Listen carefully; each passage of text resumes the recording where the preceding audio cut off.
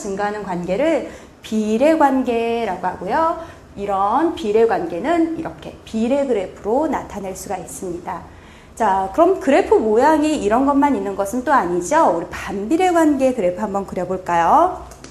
자, 이번에는 전류가 흐르는 것을 방해하는 저항이 있어요. 자, 저항을 우리가 과학에서 이렇게 표시를 해주는데요. 자, 저항은 전자가 이동하는 것을 막아서 전류가 잘 못 흐르게 방해하는 정도예요. 자, 도표로 이것을 표시하면 자, 위 칸은 저항의 크기를 나타낼 거고요. 아래쪽은 흐르는 전류의 세기를 나타낼 거예요. 자, 저항이 크면 클수록 전류가 적게 흐르네요. 자, 저항이 1옴, 2옴, 3옴, 4옴 이렇게 걸려 있을 때 흐르는 전류의 세기를 똑같은 전압을 걸어주고 흐르는 전류의 세기를 측정했더니 전류의 세기가 1옴일 때는 4A만큼 흘렀고요. 2옴일 때는 3A. 자, 3옴일 때는 이거 숫자가 잘못됐네요. 자, 흐르는 전류의 세기가 여기 2A. 자, 3옴일 때는 3분의 4A. 자, 4옴일 때는 1A만큼 흐르네요. 자, 그러면 얘네들의 크기를 한번 그래프로 나타내 볼게요. 자, 도표는 이렇게 해석하시면 돼요. 저항이 1옴, 2옴, 4옴, 4옴만큼 커졌을 때 자, 전류의 세기는 4A, 2A, 3분의 4A, 1A만큼으로 줄어들죠.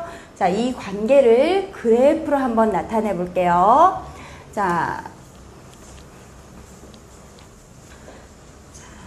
한쪽이 지금 저항이 증가하니까 전류가 지금 어떻게 되고 있나요? 저항은 증가하는데 그에 따라 흐르는 전류의 세기는 반대로 어떻게 되고 있어요? 감소하고 있어요. 자, 이렇게 한쪽은 증가하는데 다른 쪽은 감소하는 관계를 반비례 관계라고 합니다.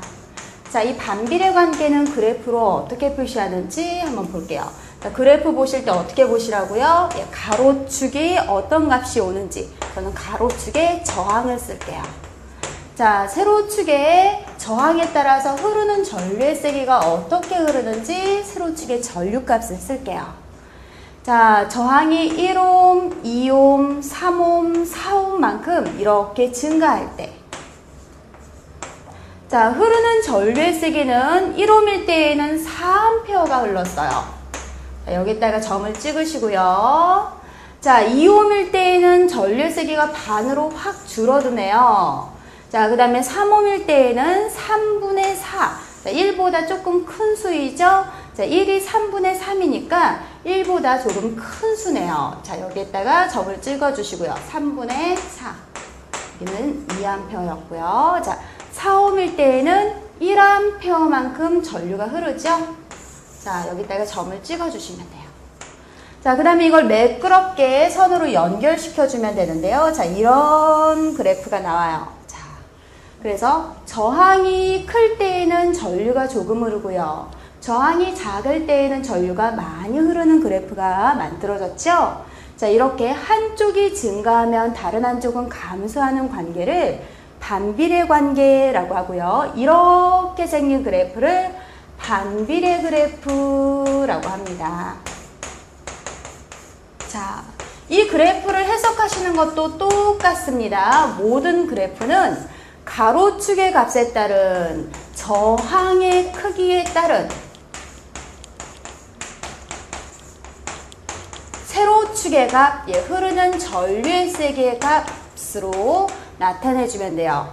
자, 뭐든지 어떤 그래프든 가로축의 변화량에 따른 세로축의 변화량으로 나타내 주시면 됩니다. 자, 그러면 우리가 가장 많이 나오는 공식인 속도를 계산하는 공식도 이렇게 만들어졌는지 한번 나와 있는 문제로 한번 만들어 볼게요. 자, 그래프를 구하는 문제이죠.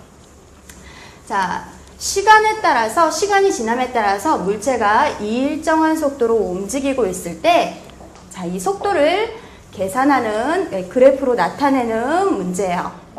자, 보니까, 자, 위에는 이동 거리가, 자, 아래에는 시간이 써 있죠. 자, 처음 0초일 때는 이동한 거리가 0m예요. 자, 그런데 1초일 때는 1m만큼, 2초일 때는 2m만큼, 3초일 때는 3m만큼, 4초일 때는 4m만큼 이동을 했네요. 자, 그럼 이것을 그래프로 나타내 볼게요. 자, 이때 움직인 속도는 지금 1초당 몇 미터를 가고 있어요? 똑같이 1m를 가고 있어요. 속도는 일정하죠?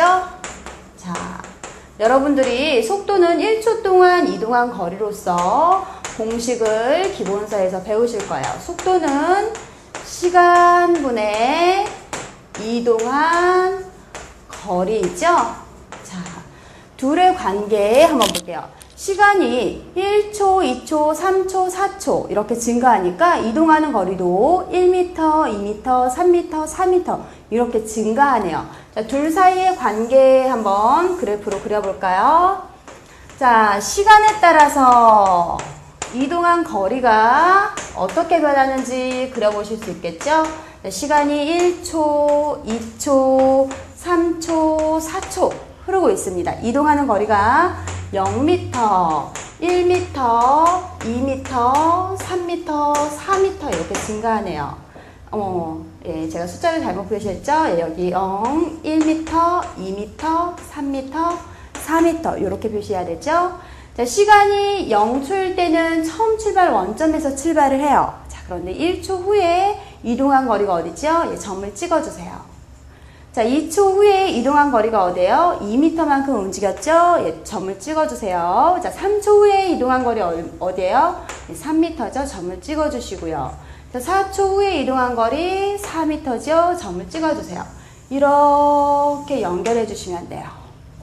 자, 일정한 속도로 움직였을 때 시간에 따라서 이동한 거리가 일정하게 증가하네요. 즉, 시간과 이동 거리는 어떤 관계예요? 비례 관계예요. 자, 그래서 이런 비례 그래프로 나타내 봤어요. 자, 그리고 여러분들이 이런 물리나 화학, 생물, 지구과학에 대한 내용을 배우실 때 참 많이 부딪히는 문제가 단위에 관한 문제이죠.